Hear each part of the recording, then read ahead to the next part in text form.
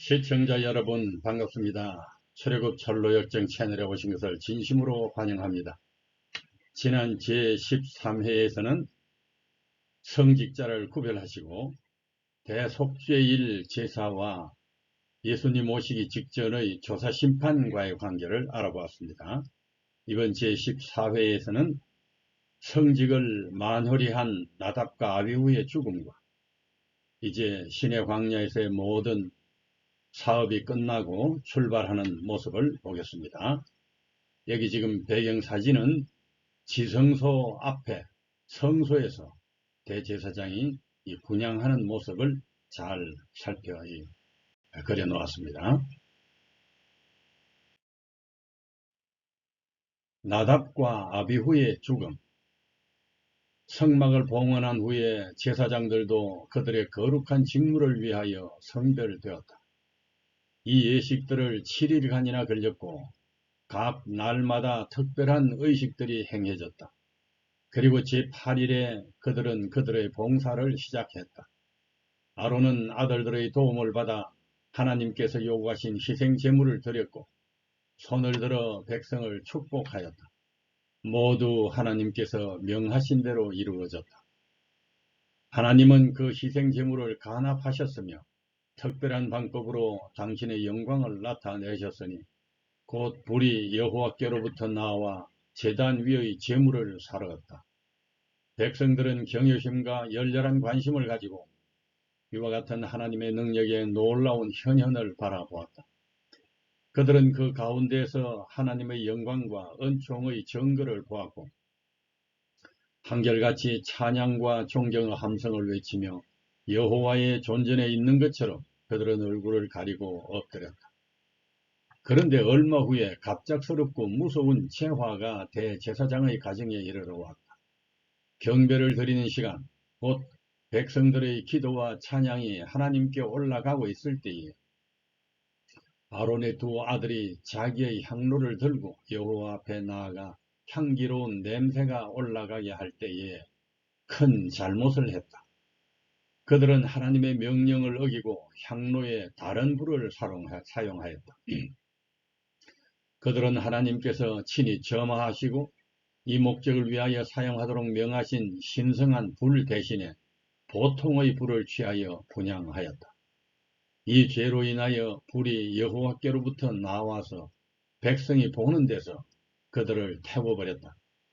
그렇게도 거룩하게 성별된 아론의 아들들이 그렇게도 쉽게 자만심에 빠져 성직을 등한히 하다니. 그때 모세가 아론에게 말하였다. 이것은 여호와의 말씀입니다.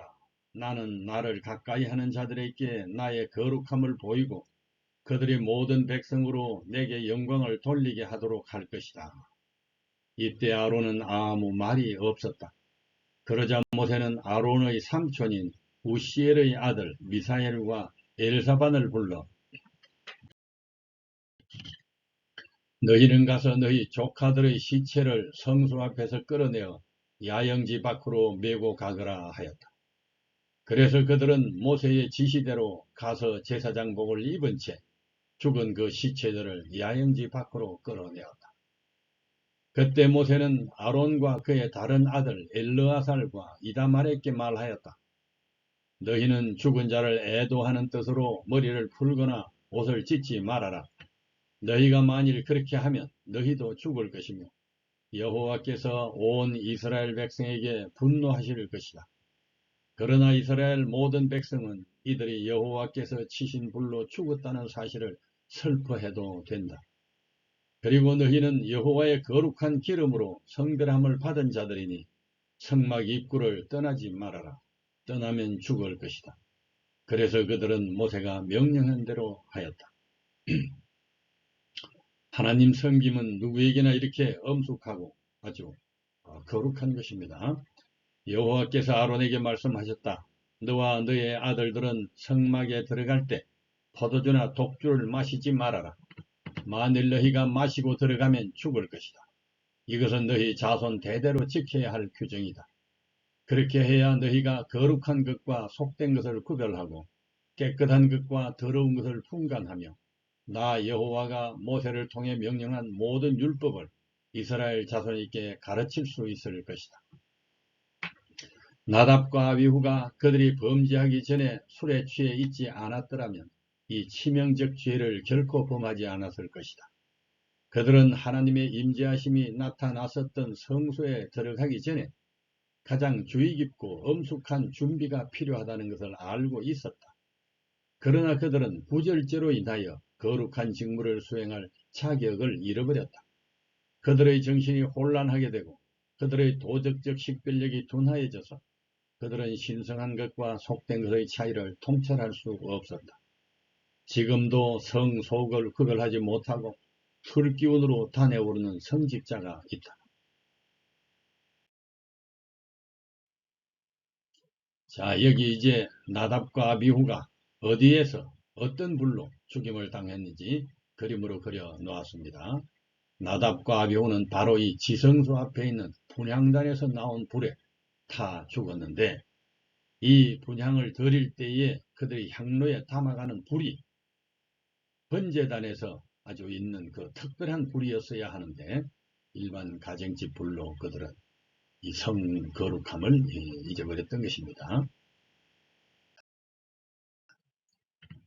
다시 아론과 그의 살아남은 아들들에게 경고가 주어졌다. 거룩한 책임과 관련된 지위를 차지하고 있는 자들은 모두 다 엄격하게 절제하는 자들이 되어 옳고 그름을 분별할 수 있는 두뇌와 공평하게 다스리고 자비를 베풀 수 있는 확고한 원칙과 지혜를 소유하여야 한다고. 마지막 심판때를 앞두고 새 천사가 공중을 날면서 그의 음행으로 말미암아 진노의 포도주를 먹이던 죄 때문에 큰 성 바벨론이 완전히 무너질 것이라고 계시록 13장에 외치는데, 땅의 임금들도 그와 더불어 음행하였고 땅에 사는 자들도 그 음행의 포도주에 취하였다고 기록한다.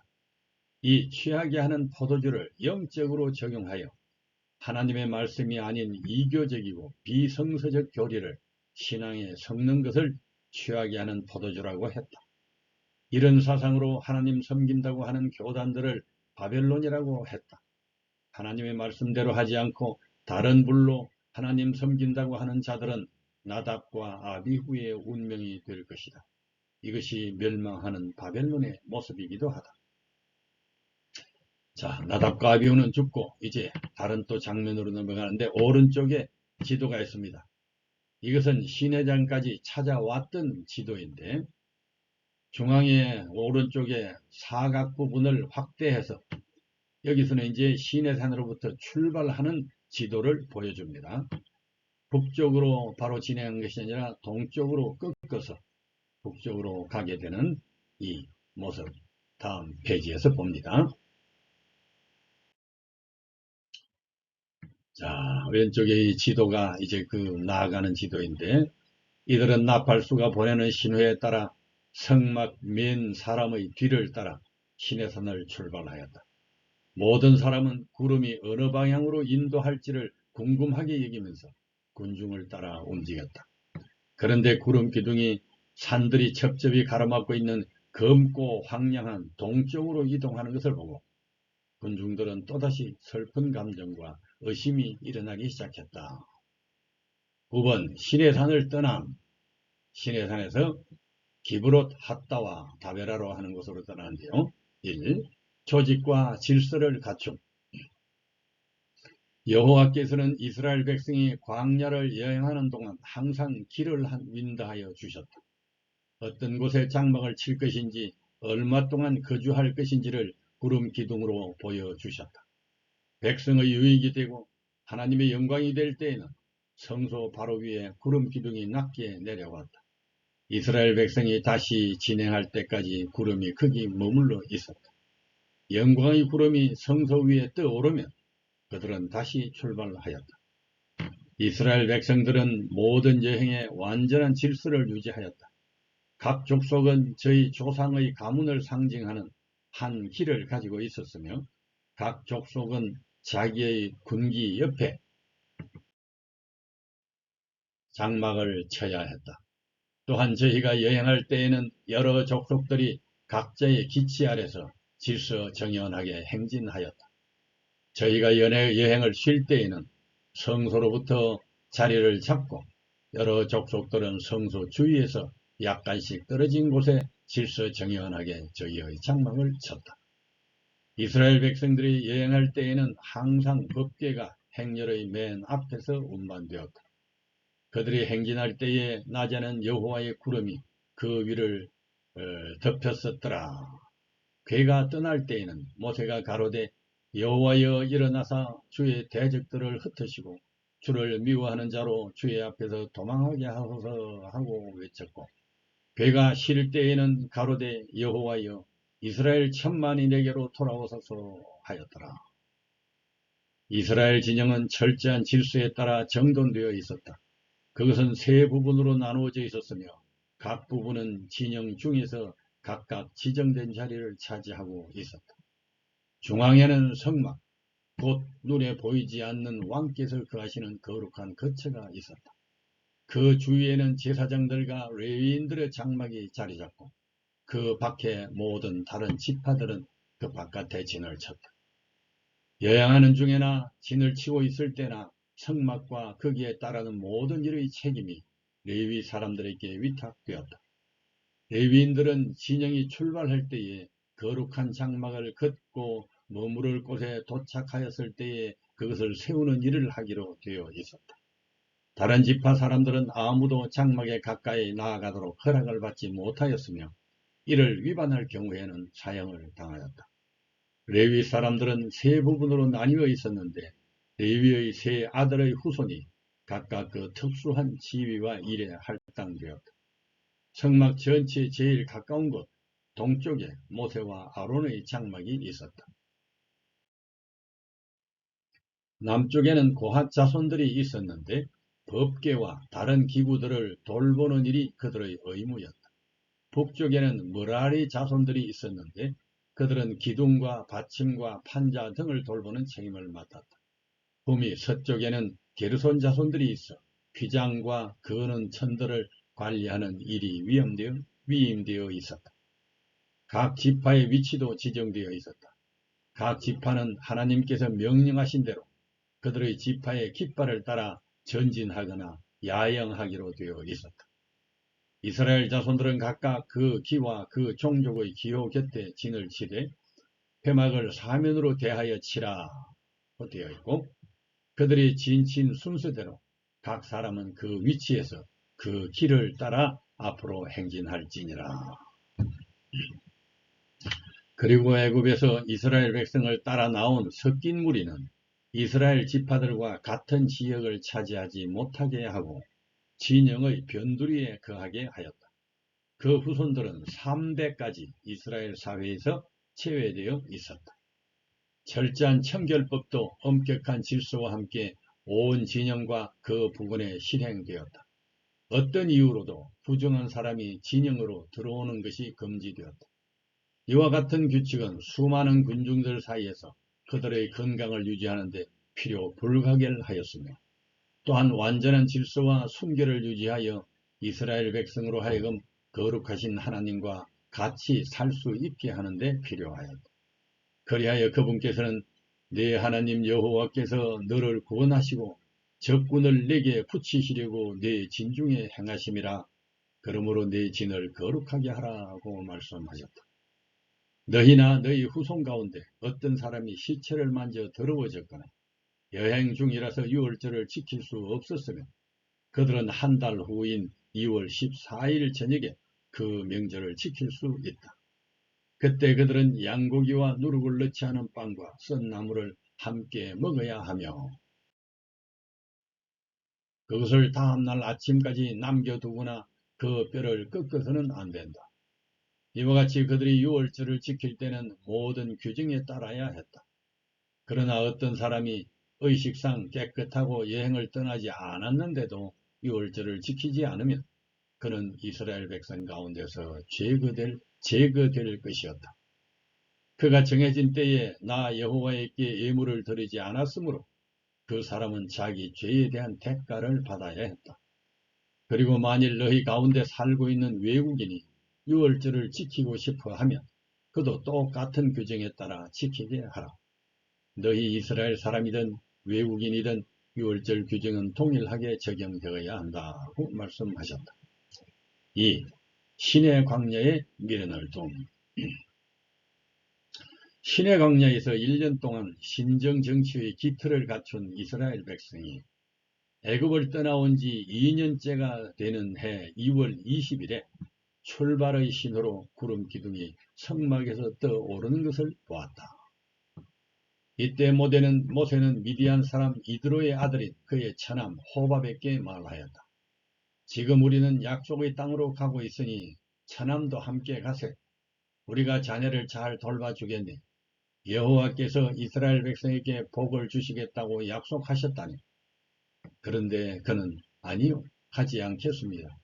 나는 친척들이 있는 고향으로 가야 합니다. 라고 했다. 그러자 그러지 말고 함께 가세. 처남은 이 광야길을 잘 알고 있으니 우리의 좋은 안내자가 될 걸세.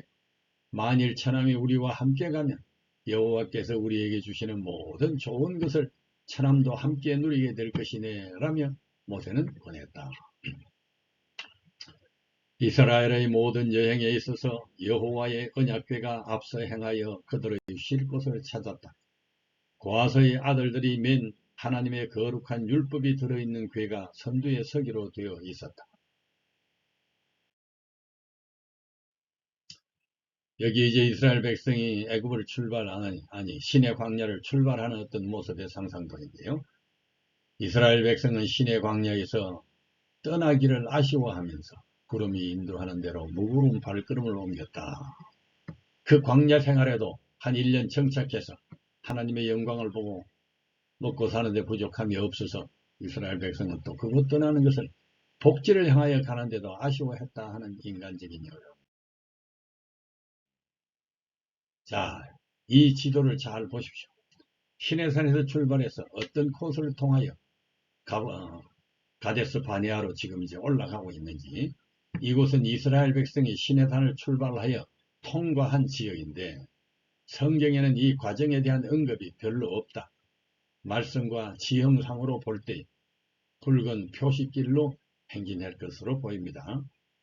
홍해의 끝점인 아카바 지역이 통과 길목이 됩니다. 이 아카바 지역, 성지를 가본 분들은 이제 되게 아시겠는데요.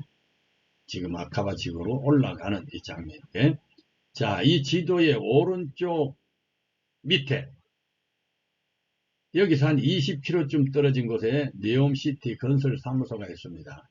지금 네옴시티 뉴스에 많이 보셨겠지만은 이 아주 공사가 이루어지고 있는데 그 건설 사무소가 있는 것도 여기 표시해 두었습니다. 자, 모세와 아론은 그 앞에서 행진하였고 은나팔을 든 제사장들은 그들 가까이 배치되어 있었다. 제사장들은 나팔을 불어서 모세의 지시를 백성들에게 전달하였다.